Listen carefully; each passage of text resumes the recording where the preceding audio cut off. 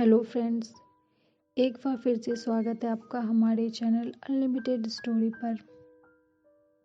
बसंत का आगमन हो चुका था। तड़के थोड़ी बारिश भी हुई थी तो मौसम और भी सुहावना हो गया था। पक्षियों की चहचहाट वातावरण को संगीतमय बना रहा था। आंखें पूरब दिशा में सूर्य को ढूंढ रही थी जो अभी भी तरसा रहा था। बालकनी में बैठी कविता जी ने चाय की पहली चुस्की ही ली थी कि डोरबेल की आवाज ने उसे उठने पर मजबूर कर दिया। कप टेबल पर रख दरवाजे की ओर बढ़ी। खोला तो सामने उसकी नौकरानी शीला उसकी अपनी छोटी बेटी रूबी के साथ खड़ी थी। अरे शीला, क्या हुआ? रूबी को वापस क्यों बुला लिया? बीबी जी, वो इसका वहां मन नहीं लगा था तो वापस आ गई। क्या बात करती है? तुम्हारी बड़ी बेटी अभी 10 दिन पहले ही ना माँ बनी है। ऑपरेशन से बच्चा हुआ है ना। ऐसे समय में उसको जरूरत तो होगी ही। रूबी को अभी वहां रहना चाहिए था। कैसे संभालेगी वो अकेले खुद को और नन्ही सी जान को? रूबी, क्या हुआ? मन क्यों नहीं लग रहा था वहां? कुछ नहीं मैडम जी, बस मन नहीं लगा तो वापस आ गई। रूबी की आवाज में हकलाहट थी जो कविता जी से छुप ना सकी। आखिर कॉलेज में साइकोलॉजी की प्रोफेसर थी कविता मेहरा। वापस बालकनी में आकर कुर्सी पर बैठ गई वह। चाय ठंडी होने लगी थी पर प्रोफेसर का मन अब शांत ना था। अखबार उठाया और पढ़ने पलटने लगी पर मन बार बार वापस रूबी पर आकर टिक जाता था। अखबार टेबल पर रखते हुए आवाज लगाई, शीला, इधर बालकनी में आना तो। किचन में झाड़ू लगाकर आई बीबी जी। नहीं, पहले इधर आ जा। आवाज में कुछ तेजी थी। जी। सामने आकर खड़ी हो गई शीला। शीला, सच बता, क्या हुआ? रूबी को वापस क्यों बुला लिया? मुझे उसकी आवाज में कुछ। क्या बताऊं बीवी जी? शीला फपक कर रो पड़ी। बोलो ना, क्या हुआ? नहीं बता सकती आपको। आपको क्या, किसी को भी नहीं बता सकती। ऐसा क्या हुआ जो किसी को नहीं बता सकती? मेरे दामाद जी ने ही रूबी के साथ। कहते हुए शीला की रुलाई फूट पड़ी और वह किचन की ओर भागी। और इधर कविता जी के हाथ से कप छूटकर फर्श पर गिरा। आगे कुछ पूछने की हिम्मत ना हुई और खुद चली गई उस जहां में जहां आज से 20 साल पहले उसके साथ भी ऐसा ही कुछ घटित हुआ था। ऐसा लग रहा था कि मानो एक बार फिर वही नीच काम, वही दानव उसके साथ दोहरा रहा हो। वह जोर से चीख पड़ी, नहीं। क्या हुआ बीबी जी? शीला दौड़ी आई। कुछ नहीं कुछ नहीं, एक गिलास पानी दे। शीला ने पानी का ग्लास थमाया। जल्दी से एक घूंट लगाते हुए कविता जी ने इशारे से शीला को काम में लग जाने को कह आंखें बंद कर ली।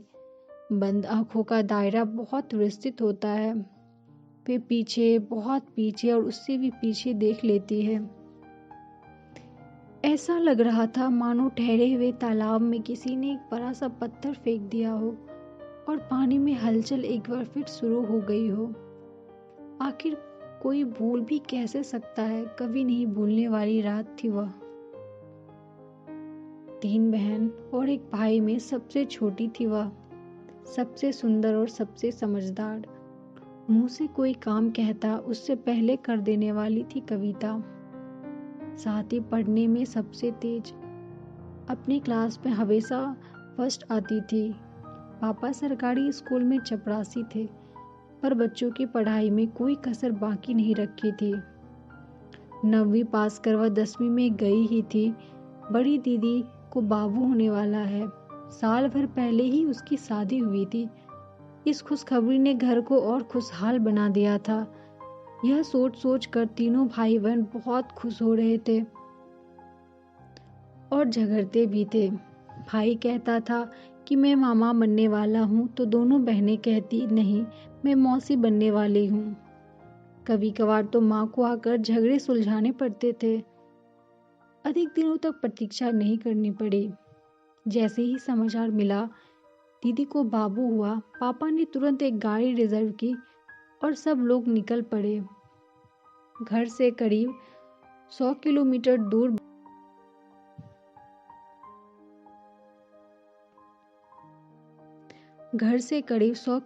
दूर बड़े शहर जीजाजी का ऑफिस था।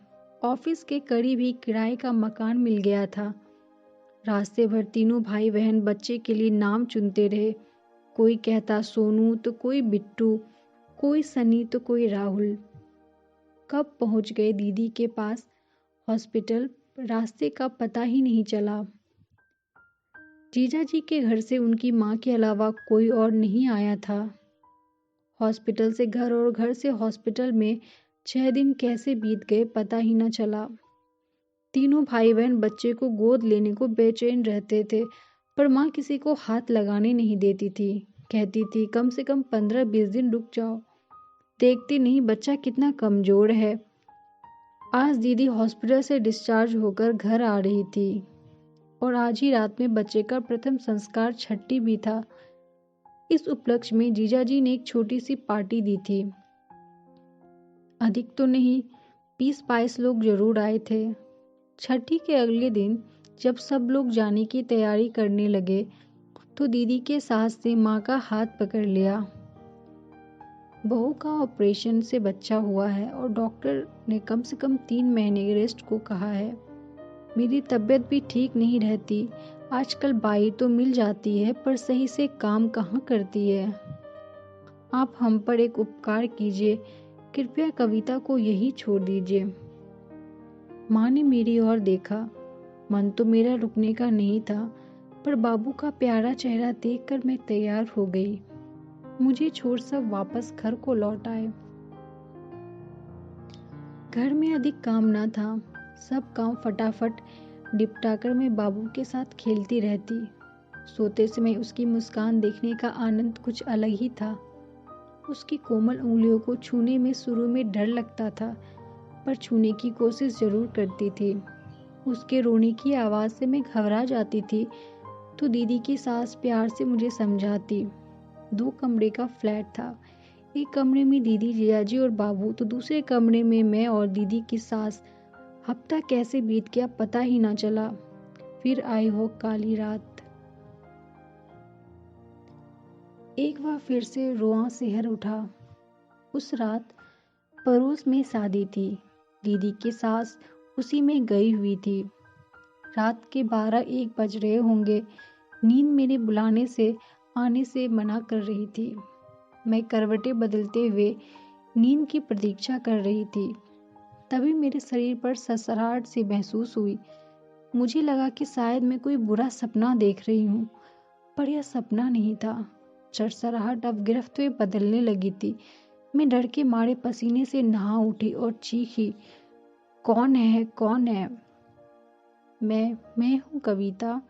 जीजाजी ने फुसफुसाहट के साथ, मेरे मुंह पर उनका हाथ था। नहीं नहीं, छोड़िए मुझे। ये मेरी चीखें डीजे लाउड स्पीकर की आवाज़ में दब गई। लाख कोशिशों के बाद भी उसके जकड़न से मैं अपने आप को आज़ाद न कर पाई। हाथ पैर पटकती रही। फिर वही हुआ जो कोई लड़की सपने में भी अपने साथ नहीं होने देना चाहती, और आधे घंटे तक वह मुझे रौंदता रहा। मैं खून के आंसू रोती रही। वह जब उठकर गया तब मैं पस्त हो चुकी थी। साली तो छोटी बहन के समान होती है ना। मजाक में उसे आधी घरवाली भी कह देते हैं, पर यहाँ तो पूरी घरवाली बना दिया। एक नाजुक कली को मसल दिया, और वह भी जबरदस्ती। मेरे आंसू रुकने का नाम नहीं ले रहे थे। अब रक्षक ही भक्षक बन जाए तो क्या किया जा सकता है। भगवान को कोसती रही कि हे भगवान, तुमने मेरी दीदी को कैसा पति दे दिया। पहले तो वह ऐसे ना थे जब हमारे घर आते थे, या होंगे। मैं बच्ची थी, समझ न पाई होगी, या मौके की तलाश में होंगे। उस पल के लिए अपने आप को कोस रही थी जब दीदी की सास ने मुझे रुकने को कहा और मैंने हामी भर दी थी। शरीर पूरी तरह टूट रहा था। मैं उठने की कोशिश करती पर उठ नहीं पा रही थी। बड़ी मुश्किल से उठी। एक गिलास पानी पिया और धीरे से दीदी के कमरे में गई। दीदी निढाल सो रही थी और वह दानव भी दीदी के बगल में खर्राटे ले रहा था। करीब 1 घंटे बाद दरवाजे की घंटी बजी। उठने का मन नहीं कर रहा था। मैं क्या, किसी का भी मन नहीं करता। फिर दीदी की सास की आवाज़ आई। दरवाज़ा खोलते ही लिपट गई उनसे। उन्होंने सर पर हाथ फेरा और पूछा, क्या हुआ? जीजा जी ने मेरे साथ गलत। ओह, ऐसा कैसे कर सकता है वह तुम्हारे साथ? कल बात करते हैं बेटा, रात बहुत हो चुकी है। बिस्तर पर आते ही दीदी की सांस खर्राटे भरने लगी, पर मेरी आंखों से नींद कोसों दूर थी। मुझे अपने आप से घिन आने लगी थी। मन कर रहा था कि कुछ कर लूं। क्या करूंगी अब जीकर? यह सोचते सोचते कब आंख लग गई पता न चला। सवेरे नींद काफी देर से खुली। तब तक वह दानव अपने ऑफिस जा चुका था। उठते ही बिस्तर से भागने वाली लड़की को आज बिस्तर छोड़ने का मन नहीं कर रहा था। तभी दीदी की सास नजदीक आई और धीरे से बोली, बेटी तेरे हाथ जोड़ती हूँ, यह बात किसी से ना कहना। तुम्हारी दीदी तो मर जाएगी, फिर उस नन्ही सी जान का क्या होगा? मैं चुप रही, पर उनका बोलना जारी रहा। सोच उसके बारे में, तू अपनी दीदी और बच्चे से कितना प्यार करती है। मैं विश्वास दिलाती हूँ कि आज के बाद यह कभी नहीं होगा। रख लिया मैंने कलेजे पर पत्थर, और दीदी और बाबू के कारण बन गई मैं बूत। दीदी जागती कम और सोती ज्यादा थी। जगी भी रहती तो बेहोश सी रहती। मैं सबसे कटने लगी, हमेशा एक कान ढूंढती। दीदी ने एक बार मुझसे पूछा भी, क्या हुआ तुझे, आजकल मेरे पास क्यों नहीं बैठती? मैंने गर्दन हिलाया, कुछ नहीं। क्या कहती मैं दीदी को कि जिस पति को तुम भगवान मानती हो वह राम नहीं बल्कि रावण है। उसने तुम्हारी फूल जैसी बहन को जबरन तुम्हारी सौतन बना दिया। इधर दानव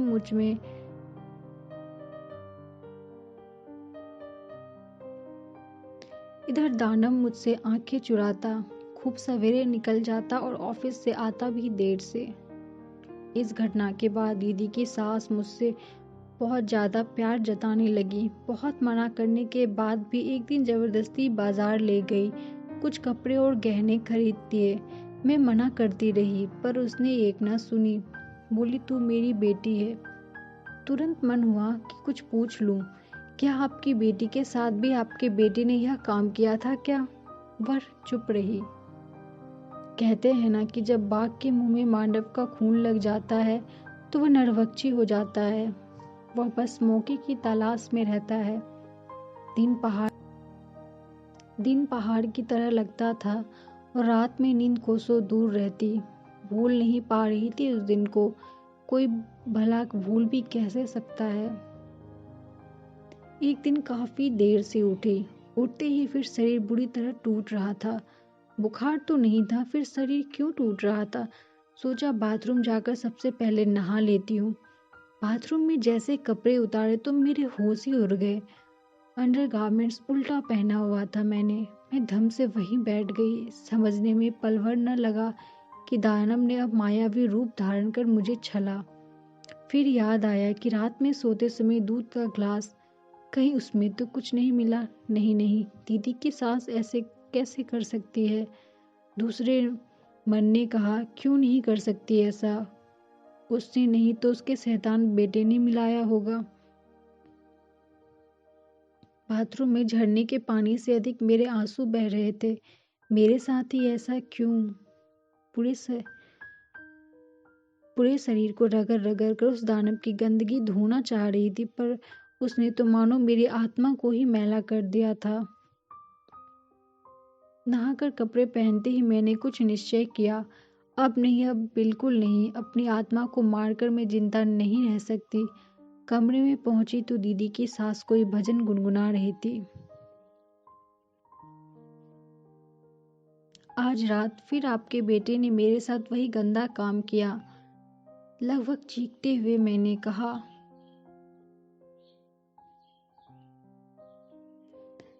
आवाज पर नियंत्रण ना रहा। शायद दीदी ने कुछ सुन लिया। उसकी आवाज आई, क्या हुआ छुटकी? कुछ नहीं दीदी, बहुत दिन हो गया, अब घर जा रही हूँ। दीदी के गले से लिपटते हुए मैंने कहा, अरे 2 दिन और रुक जा, रविवार को वह घर छोड़ देंगे तुझे, अकेली कैसे जाएगी? मैं अकेली चली जाऊंगी दीदी, अब तुम्हारी छुटकी बच्ची नहीं रही, जवान हो गई है। बड़ी मुश्किल से मैंने अपने आंसू रोके। कपड़े बैग में डालते हुए मैं निकल पड़ी स्टेशन की ओर। दीदी की सांस से रोका भी नहीं और उसके रोकने से भी मैं रुकने वाली नहीं थी। पर चिंतन के साथ रुदन भी जारी था। कदम के साथ गंगा जमुना की धारा। क्या किसी पुरुष के बलात्कारी बनने में माँ का भी हाथ हो सकता है? क्या कोई औरत इस हद तक भी गिर सकती है कि अपनी बेटी समान? ना, दीदी के सास अपवाद ही होगी। भगवान करे वह अपनी तरह इस दुनिया में अकेली औरत हो। बीबी जी, आज खाने में क्या पकाऊं? शीला की आवाज से कविता हड़बड़ा गई और वापस वर्तमान में लौट आई। जो मन हो बना लो, मेरा तो खाने का मन भी नहीं कर रहा। शीला को जवाब दे वह तेजी से रूबी के पास गई और उसे अपनी बाहों में खींच लिया। अब रूबी से रहा नहीं गया, वह फूट कर रो पड़ी। शीला, चल थाने, रूबी का हाथ पकड़ते हुए कविता जी ने कहा। बीबी जी, भगवान के लिए ऐसा मत करो, हम बर्बाद हो जाएंगे। सोचो मेरी बड़ी बेटी का क्या होगा? छोटी बेटी के साथ क्या हुआ, वह भूल गई क्या? एक चुप्पी 10 अपराध को जन्म देती है। कल किसी और के साथ, परसों किसी और के साथ, मैं हूं ना, सब संभाल लूंगी। अभी भी शीला के पैर उठ नहीं रहे थे।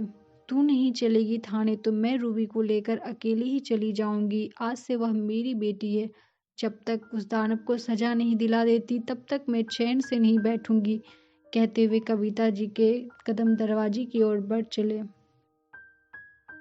तो फ्रेंड्स, कैसी लगी ये कहानी? अगर अच्छी लगी हो तो प्लीज़ मेरे चैनल को लाइक एंड सब्सक्राइब करें। Thank you.